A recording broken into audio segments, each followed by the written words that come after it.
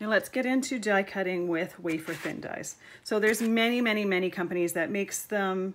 This particular one is Sizzix. I'm using Spellbinders, Memory Box, Tailored Expressions, Impression Obsession. There's so many companies that make them now, Paper Roses. So what I'm showing you is not the limit to what there is out there. There are thousands, if not hundreds of thousands of different die shapes out there. So wafer thin dies are super thin. They're not even as thick as chipboard.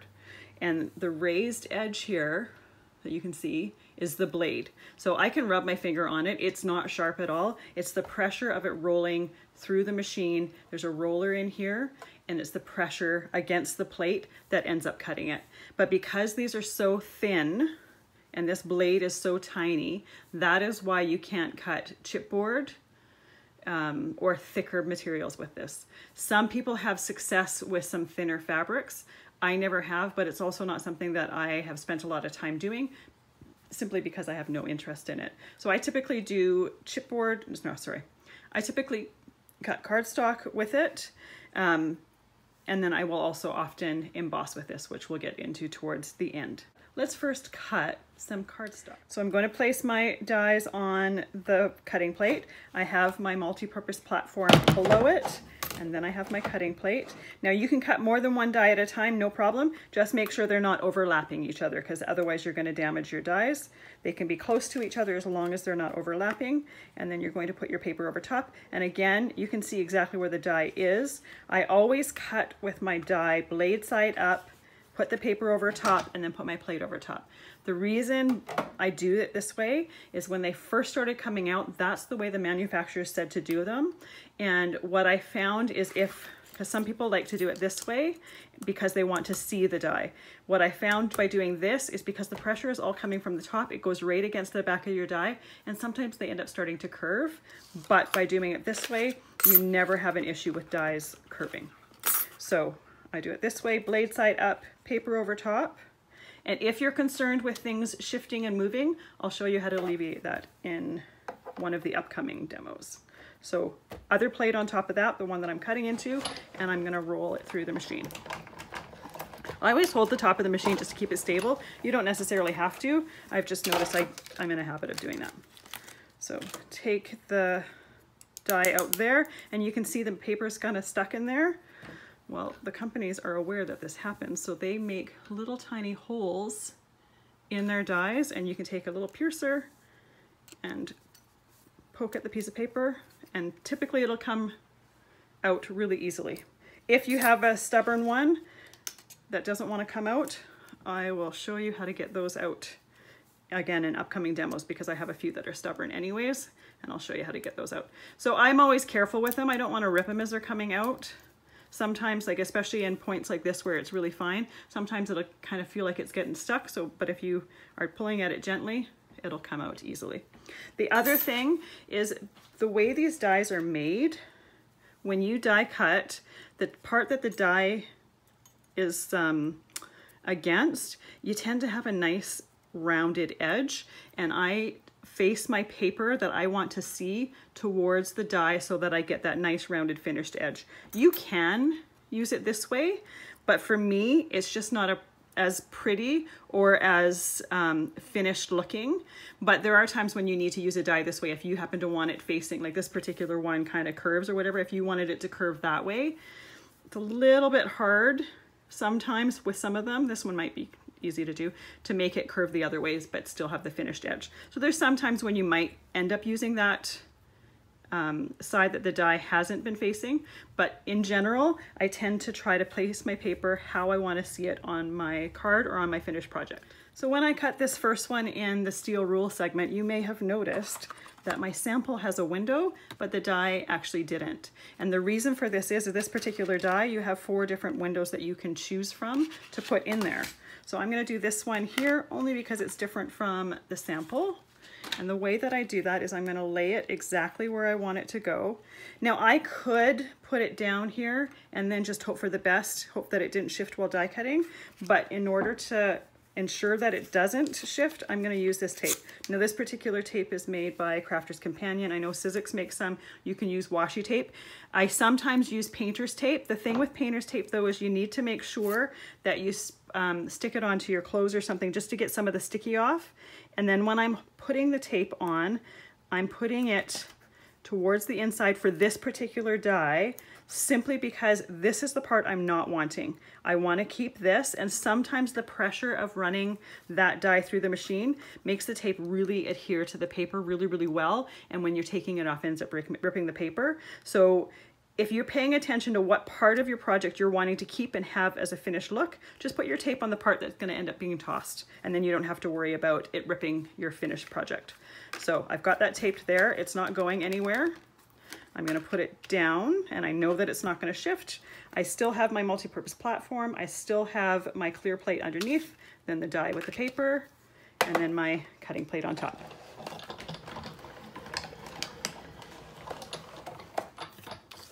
And there you go. Now we have a window in the front of our box. So some of the dies that you can get are very, very detailed and have all sorts of different little holes that get cut out of them when you die cut with it. So let's die cut this piece. And I try to place my die on the paper so that I'm wasting as little as possible. I could put it here, but I'm going to waste a lot of paper. If I twist it and put it as close to the edge, then I still have a bit of paper there that I can use for a different die cut or a different project. So I'm going to put it down. This particular one, I'm confident that it's not going to shift, so I don't really need to tape it down. But if you wanted to, you certainly could. And I'm going to run it through to cut. Again, same as with the steel rule section. If your die doesn't cut all the way through, and I can tell that this one has, then what you can do is you can either run it through again, or if you get to know that a certain die doesn't always cut it all the way through, put a sheet of paper or 2 sheets of cardstock or whatever underneath your plate. Get to know your machine and which dies you need to put what with, and that's going to help thicken your sandwich and help it die cut through.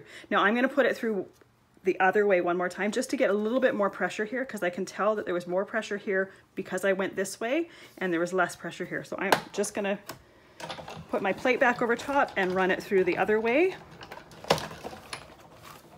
and see how this just pops off now.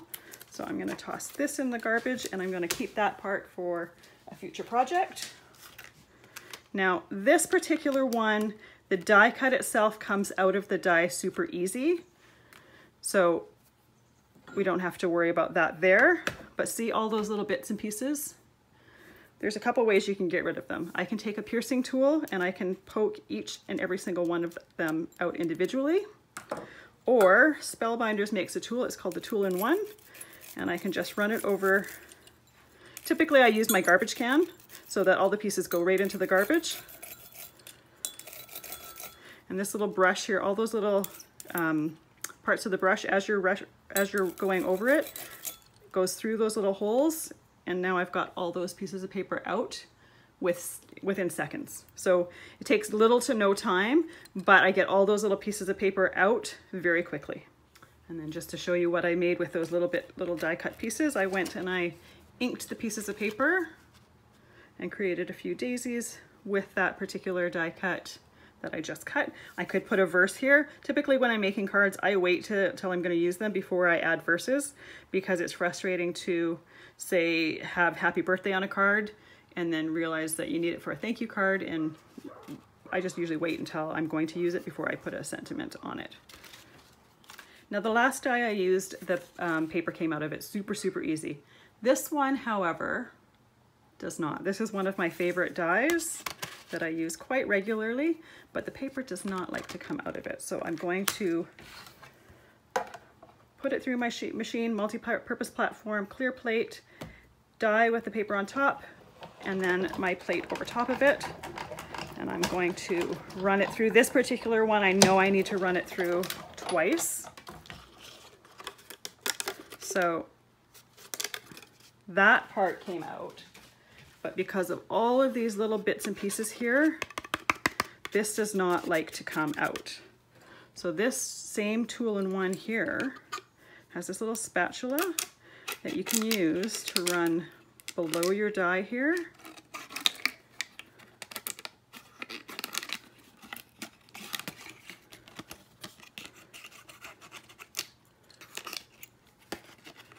And then quite easily, I have my die cut out.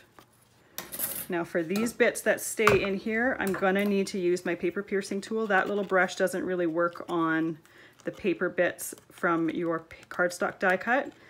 There's just not enough pressure for it to go against, so I do use my piercer to poke all of those little bits out. But for all of those bits there, whoops, I'm gonna use my brush.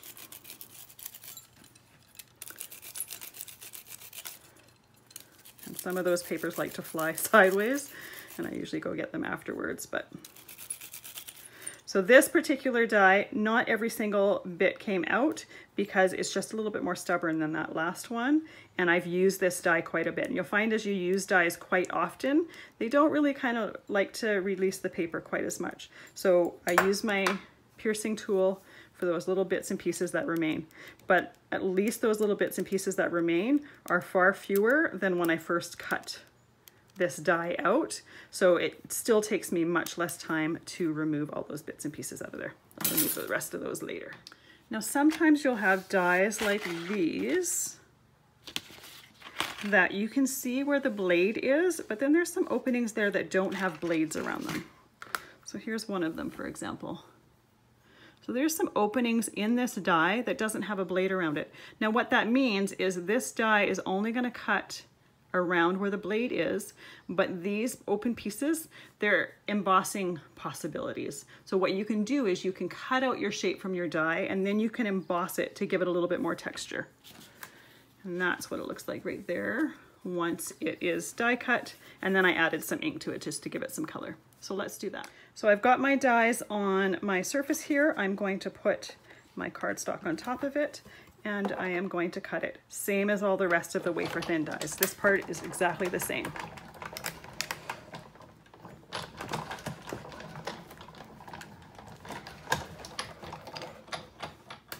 The only difference now is I'm going to leave, well, now that that one's shifted, I'm going to take this off. But I'm going to leave the paper inside those dies, and this is what I'm going to do. I'm going to open this tab from the multi-purpose platform. I'm going to put that right back down. And this here is an embossing mat. This particular one is one that I've had for years and years and years. This one is made by Spellbinders. This one, I actually don't know what company makes this one. But what we are going to do, now that we've opened up that tab, we've got a little bit of extra space in here. We are going to take this piece of rubber plus a couple sheets of cardstock. I don't know why the cardstock makes it emboss better. It just does. So typically what I'll do is I'll have a couple of pieces of cardstock that I used for embossing with this rubber, and I just keep them with it. You can keep using those pieces of cardstock over and over and over again. So this is not something that you need to have a new sheet every single time. I have 2 sheets here and I just keep using them over and over again. It just thickens the sandwich and you get a better emboss. And then I'm going to put my other plate over top and I'm going to run it through. So what this is doing, that rubber is pressing the paper into each and every one of those crevices, each and every one of those opening on those dies.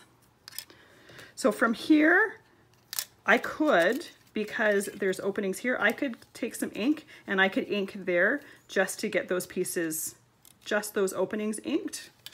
And some dies you'll want to do that. This particular one, I didn't want to do that because it just didn't go with the look that I was wanting. So once they're embossed, you can take those pieces out. And I typically use little brushes like this. These ones are made by Tailored Expressions. You can also get makeup brushes like this as well. Rub them in the ink and then around on your die cut to create whatever color you're wanting. You could also do the same technique with colored die cut or colored cardstock so that you don't have to color them afterwards. I just, for this particular card, I just like the subtleness of having different shades of a color on there that you don't get when you do colored cardstock. Your choice, completely up to you how you want to do that. Now the other thing you can find with wafer thin dies are different background dies that are intended to go together. Now these are 3 separate background dies. that you can cut and layer on top of each other to create that sort of look, which is beautiful in and of itself. You could also use, whoops, each and every one of these on their own. I didn't cut all 3 of them, I only cut 2 of them. You could use them completely on their own. So you have, from that, 4 different looks from one die. The other thing that you can do is just emboss that die and create an embossed background that way. So just to give you an idea with your background dies, you can easily simply emboss them and use them in place of an embossing folder. Now this doesn't replace embossing folders, it has a completely different look to it, but just a different way that you can use those background dies and give them a little bit more use than just simply cutting them out and only using them that way.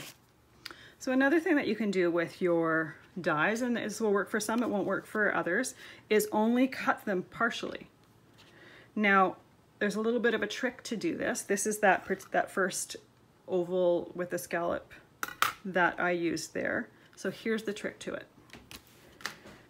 You're going to take your piece of cardstock. I've already got this cut and folded for my card so that I know exactly where to place this piece here.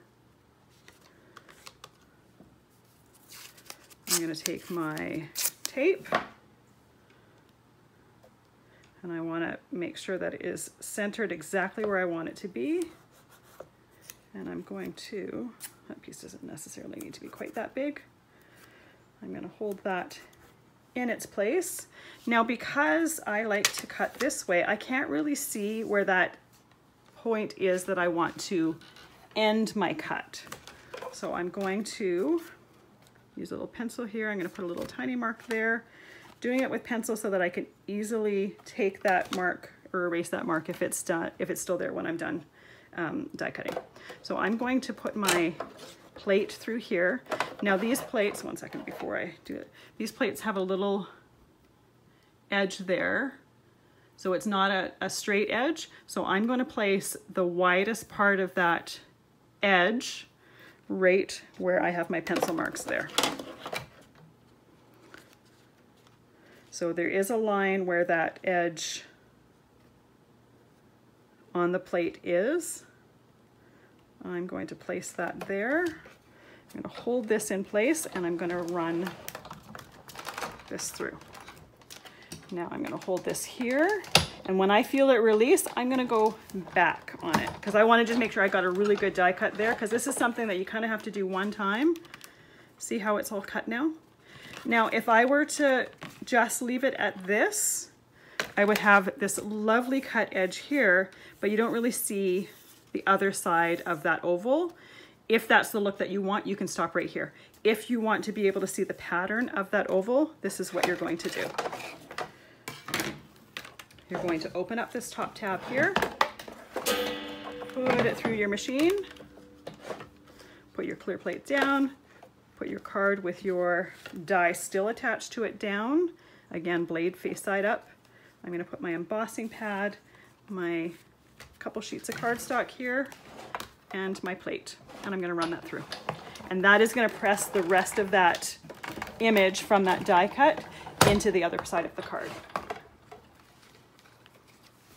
I'll take my sandwich apart here. And now I can take my tape off. Now for this particular one, I could have put my tape around here because I know that I'm going to toss this, but I've done this card before, so I knew that the tape was not going to rip it when I did this part, as well as the fact that I'm going to cut an oval and cover the center anyway. So if by chance I got a little bit aggressive taking the tape off and it happened to tear a tiny piece, there's a way that I could cover it. So now I'm going to take that die cut off. I can poke all those little bits out, and I have my card front there, and I can still see the other side of that oval. Now this part here, there's only a tiny edge here that's attached, so I'm just going to snip it, do that one a little tiny bit more, and then I can remove that. Now for my sample, I had a different a different piece that I put in there just so that this was not against yellow, so that it popped a little bit more. I put a different color below it. And now I'm going to cut the oval for the center. That oval is within that same die set, so I'm going to take it out, put it on my other piece of paper here. Now, because I've got this opened for doing embossing, I need to close this back up, put my plate down, put the die with the paper on it. I don't feel the need to tape it. I don't think it's going to move, so I'm going to die cut it.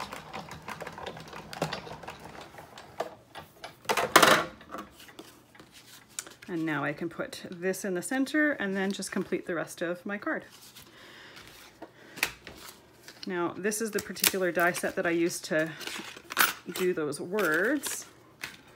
So let's die cut those. There's all sorts of different word dies that you can get now, and the great thing about word dies is you can cut out whatever color cardstock to coordinate with your card or whatever project that you're doing. So the outside of the word is super easy to get out. You're going to take your piercing tool and you're going to poke, oops, poke to get a hold of the edge of the words. Now, sometimes words can get a little bit tricky because they're fairly thin. So you just want to be extra careful at all of those join parts. That's where it tends to get a little bit stuck. So I tend to just do it a little bit by a little bit.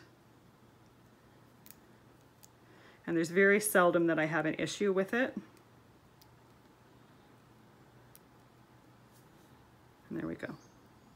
Now there is a dot for that eye, for the width, that you can take out and you can glue on top. Often I don't even bother because most people can read what it says. Your choice, if you want to have that dot there, take it out and then glue it on to complete your card there.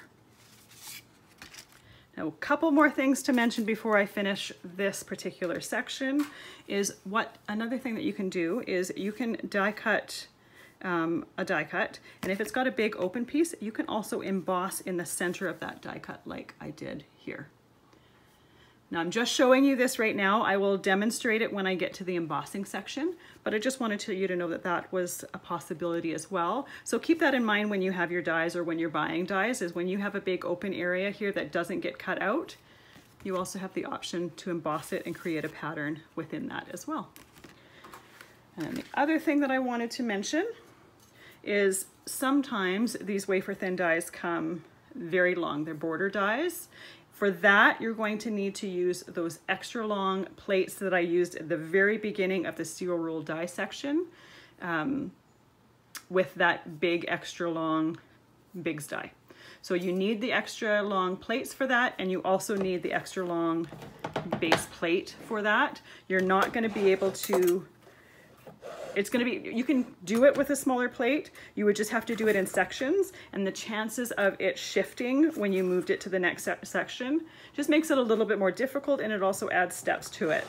So some people love the long dies and using them. There is a possibility of using them with the small plates, but just keep in mind you're going to have some extra steps with that.